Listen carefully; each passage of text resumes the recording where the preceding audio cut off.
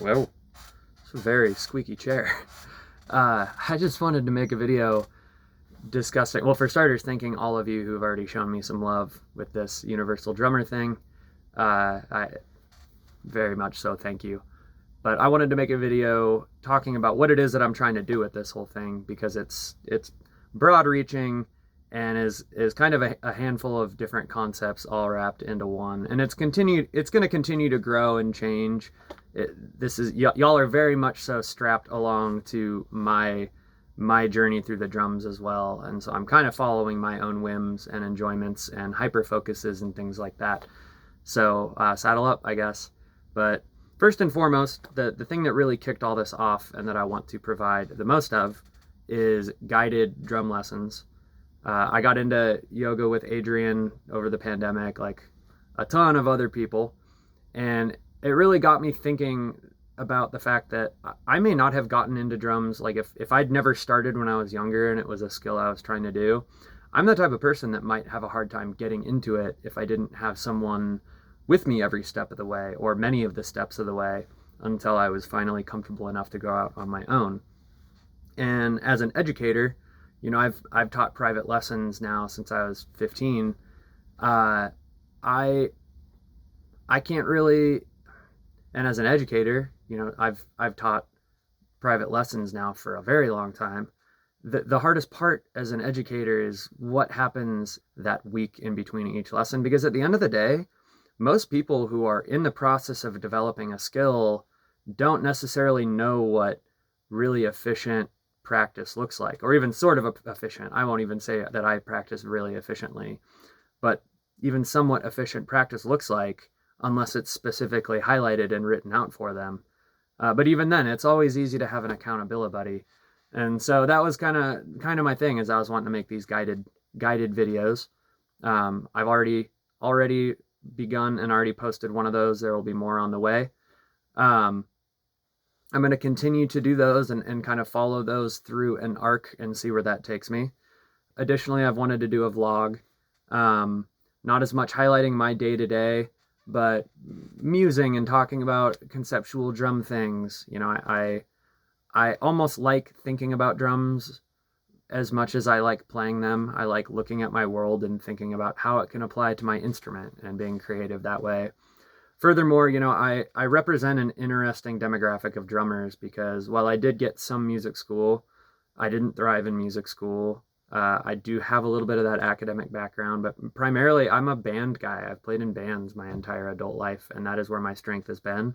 I've also done some session work, but I wanted to highlight kind of what it's like just for because I'm like a lot of the dudes out there. In fact, there's way more guys like me out there than there are the crazy expert drummers. And I know I would have appreciated when I was younger, kind of knowing what this world would look like. I'd love to talk about the mental health component of it, the just what it's like trying to, still quote unquote make it in today's world, and really just open it up and see where that takes me. Um, Additionally, there is the educational component of it, which we are kind of in the day and age where YouTube is incredibly saturated with drummers, plenty of talking heads that are giving excellent analysis and transcriptions and how-to videos and all of these different tips and tricks and top 10 things that exist. And so my goal is to take a look at that climate and try and utilize those resources as tools. So I'd like to talk about things, like technique and rudiments and improvisation and things like that, but perhaps take a step back and utilize some of the expertise of others in the way that the educators that I've always looked up to utilize the prominent books like Stick Control or Syncopation, because at this point it doesn't really make sense for me to do rudiment breakdowns and exercise videos when Mike Johnson and Quincy Davis and the 80/20 drummer and all of these individuals are out here making phenomenal content. I would rather take the ball that they get rolling and see what we can do with it. Um, Along the lines of technique, rudiments, expression, all of that kind of stuff, one of the biggest underlying theme of this entire universal drummer concept is the idea of sort of what makes a good drummer.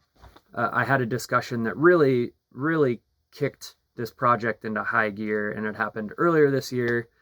I was living with a friend because me and my roommates had to, on very short notice, move out of our house due to mold. They sold it out from underneath us. It was a whole ordeal, but I got to live with a musician and talk about music, and it was great. One day we were talking about music over coffee, and in particular drummers, more specifically, again, what it means to be a good drummer. And what the reflection had kind of come around to was how much over the years we'd seen kind of just judgment take place, where people would look at a drummer and be like, oh, that guy is, whatever.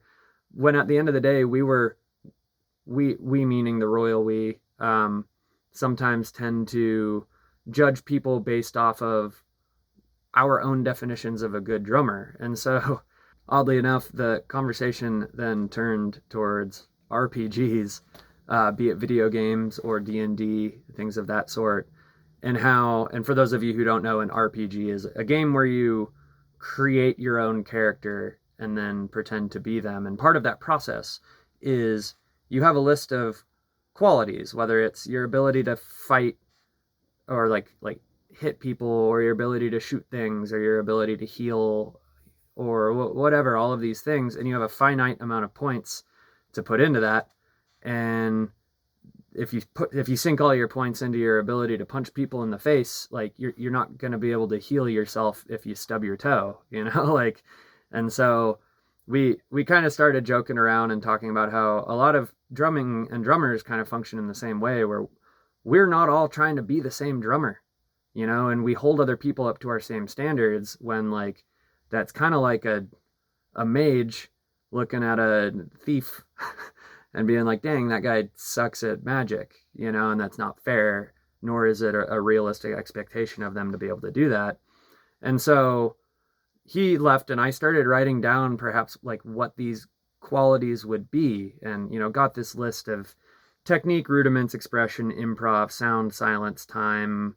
I mean, everything from that to philosophy and imagination, the history of the instrument, all of these different things that you could sink your time into. And it really got me realizing that even amongst those, a truly open-minded drummer or artist can go into their world and find inspiration at the smallest things. For example, I had a short while earlier this year where I was really enjoying, like, my YouTube rabbit hole at the time was like big wave servers, and it got me realizing, like, what if I took drumming with that same level of seriousness, where when I start in my own practice time, when I start grooving and playing, my tendency for a long time had been to like play, recognize something I need to work on it, play, recognize something I need to work on. And it kind of led to me only being able to play for a little while before I messed up, because I was playing in that frame of mind where I was trying a lot of tricks that I couldn't land.